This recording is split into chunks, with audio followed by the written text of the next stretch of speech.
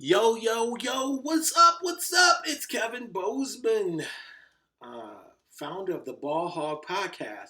Just want to let you guys know that I'm alive and well, and I've gone video for a hot minute. I know this beard looks like I've given up on life, but I assure you I haven't, and I also assure you that I have thought about it. It looks like I'm still like trying to hold it together, but it does if like somebody came in and they saw my beard, they'd be like, "Well, something's not right." And anyway, just trying to give you guys a little heads up of what I have been up to. I've been safe. I think I've done a pretty good job of being quarantined, except for my almost daily excursions to Starbucks drive-through for coffee to deal with life, because Starbucks is the only coffee that I drink, and no one is more bothered that I'm that person than me. So anyway, yeah. So I hope you guys are safe. I mean, I've gotten questions for the ball hog that's built up. I mean, people. I don't know if or when I will get back into doing my podcast. Right now, I haven't really been motivated. I haven't had a whole lot to talk about, especially sports wise. I would say this: it appears that Michael Jackson got it right. I mean, not the fucking little boys part, but wearing masks and stuff. He was ahead of his time. Uh, and probably that seems to be the move of everyone is now getting masks. So I hope you guys, if you're going out there outside and you're going stir crazy, you at least are wearing masks. What have I been up to, you ask? I'll tell you what I've been up to. I've watched a lot of TV. I watched The Wire on HBO. The Wire was rated like the second greatest show of all time on TV behind The Sopranos. The Sopranos, The Wire, Breaking Bad.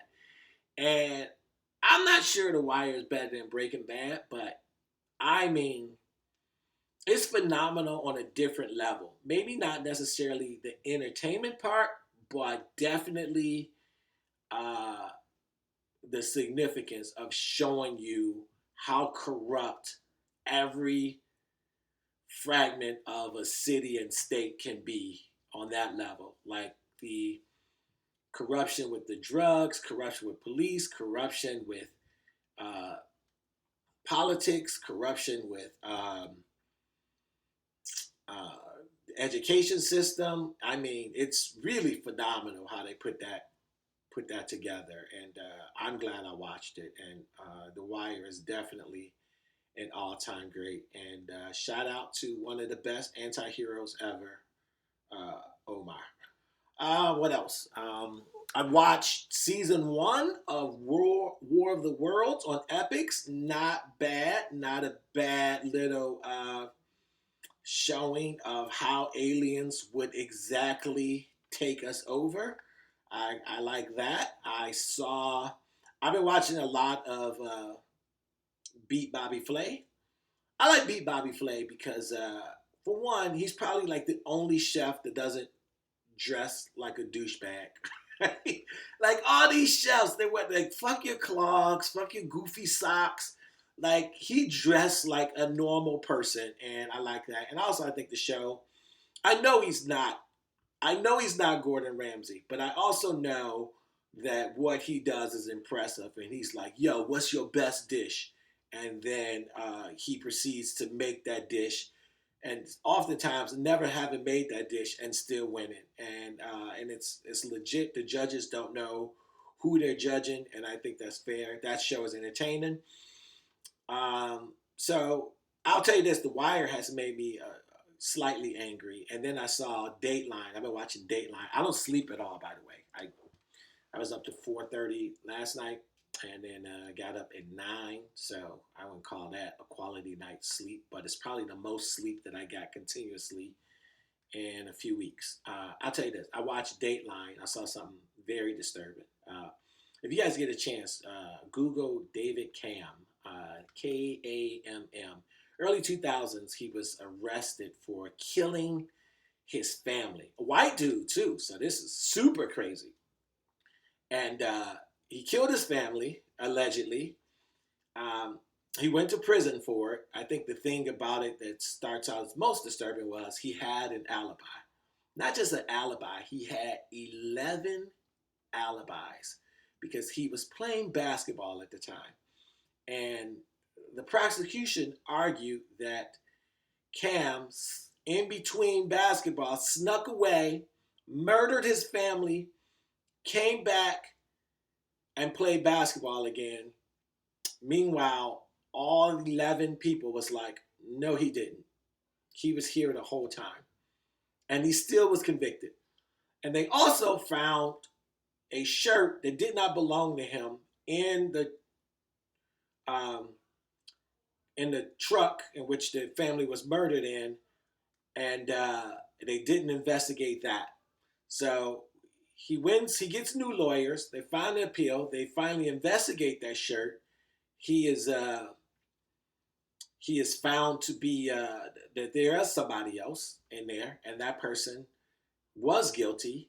But then that person just said that he was there to bring David Cam a gun and not murder anyone, and they sentenced Cam back to prison again, even after they found the person that did it. And then finally went to Supreme Court, and 14 years later, he was finally exonerated. And I think the worst part about that is two things. One, it just goes to show you what misinformation can do for everybody that's out there. Like, stop looking for information that's going to satisfy what you want to be right. Instead, look for what is right and try to be objective in this unobjective world. Anyway, I think of course, I feel bad for David Cam, who, it's got to be hard to go to prison for murdering your family that you didn't murder. So not only do you lose your family, but you got to go to prison for it. But I really feel bad for David Cam's wife's parents. I believe they're called in-laws. I probably could have said that easy. In-laws, that's not a strong word that I use. A term I use often. Like, they truly believe that he did it. And, like, that's what misinformation did. Like, they can't accept that 24 people previously had convicted him and now he's innocent. And even though the evidence seems insurmountable, that it was impossible that David Cam could have met with a guy who gave him a gun and then immediately murdered his family and then tried to kill the other guy, but the guy got away, and then went back and played basketball with no one noticing that he was gone. So anyway, that's shit like that makes me angry. So that ended at 3:00 in the morning, and then I laid in bed stewing for an hour and a half. Also, my love for sports, which is why this podcast was come about. I decided to write the top 25 NBA hoopers ever. You may have heard me run that list before a few years ago, but now with the addition of new stars, I have added and switched around my list a little bit. If you are on Facebook, you can catch me on my Facebook page, my top 25, or follow me on Twitter at Kevin Bozeman, or what? I don't even know my Twitter. I don't even know what my Twitter account is. My Twitter account is, I don't know. I'll tell you here in a second. At Kevin Bozeman. Word. At Kevin Bozeman, you can find my top 25. I post one per day. I'm super hyped about this Bulls documentary. People call it a Jordan documentary, but I got too much love for the Bulls. I got too much love for Scottie Pippen to just call it a Jordan doc. It's a Bulls documentary, and that's starting on ESPN. That's starting April 19th. So that inspired me to come up with my top 25 list. People have been asking some sports questions I'll get to that you've fired out at me. One of the things was, am I still performing? Yeah. So, as you know, I teach, maybe you don't know, I teach stand-up comedy at DePaul University. Fortunate enough to teach 2 classes. I do that on Zoom. And I also do shows. I've been doing shows for corporations, law firms, Zoom shows because they are hoes too, right? They're stuck, and they've been having these Friday happy hours, and I come in and do a quick half-hour show. So Zoom, if you ever want me to do a Zoom show, get at me at kevinbozeman.com. And so I've been doing shows that way, and it's fun. I don't mind it. I mean, it's not the same as being in front of a live audience, but it's pretty cool. Okay, so here's a couple of sports questions. I'm not going to be here long. I think I'll try to keep this at 15 minutes and then be out, son. 15 and out. All right. If New England wins without Brady, would this hurt Tom Brady's legacy? For one, New England is 8.5 wins this season for NFL. And as you know, Bozeman Mutual is still alive and well. And if this NFL season jumps off, I urge you to take 8.5 wins. Bill Belichick will show you that that is a mistake to doubt Bill Belichick. I think it would hurt his legacy. It wouldn't hurt it with me, but if he grabs a dude from the street and just a regular dude and he wins without Tom Brady, I think it would hurt his legacy. Much like I think if Scottie Pippen and the Bulls would have won an NBA championship without Jordan, people might have looked at Jordan differently. So, yeah, it wouldn't with me, but I could definitely see it affecting his legacy. Side note, I like that Tom went to Tampa, but San Diego, talent-wise, was the better fit.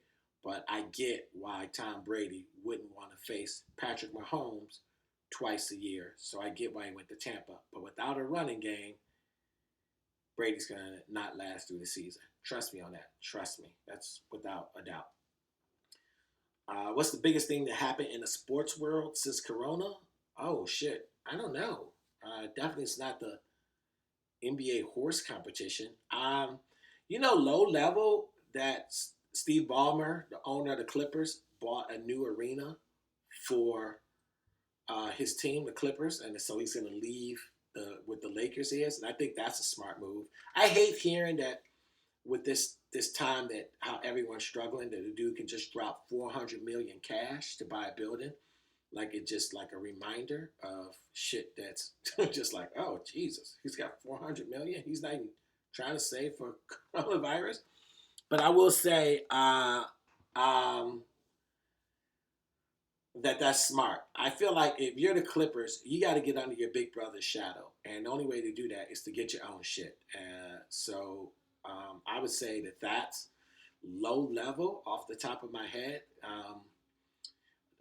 The NASCAR driver saying the word nigga should. I mean, it's NASCAR, so that shouldn't be that big of news. Like, you can't tell me that the NASCAR driver, and I know you don't want to hear this, but like, and I don't even know if he said it like nigga. I think he was trying to say it like he was being cool or whatever. It sounded like that, but still, I don't think that's big news. I think that the Clippers getting out like that's big news.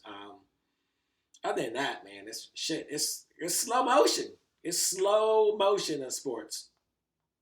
I will say this, that if you generally there's two kind of people that with this coronavirus. One, there's the people that accept that some things aren't important anymore and they have to adjust, right? Those people that accept that, like, yo, man, in the end, this shit ain't important, like my beard, and you adjust. And then there's people that won't accept that. Like, I think you see the protesters in Michigan, and I ain't saying you're wrong or you're right. There's protesters in Michigan, and they was interviewing a woman, and she was like, "Look at my hair. This is bullshit. I can't color my hair." Like, that to me shouldn't be important. But if it's important to you, it's important to you. But those are two groups of people, and the people that find themselves realizing that materialistic shit ain't that important will do better than people who think that materialistic shit is important. And that's always been kind of true in life. The hardest thing about this quarantine, the hardest thing about the quarantine for me is like there's really no growth. Like, I'm alive, but I'm not living. Does that make sense? Right? I think that's the hardest thing. Like I'm alive, I'm doing well, I'm healthy, but I'm not living. Like there's no creating, there's no watching your kids grow, there's no watching them do games, there's no watching them. Like everyone is just trying to live, but not actually living. So I think that's the hardest thing about quarantine is that adjustment of not living. So, I love to go and do a comedy show. I would love to just sit in a bar and listen to some music. I love to just hear other people talk, and not even engage, but just be around.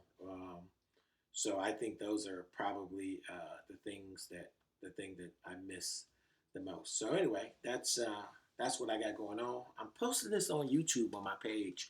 Follow me on YouTube. Maybe I'll just drop something every 15 minutes.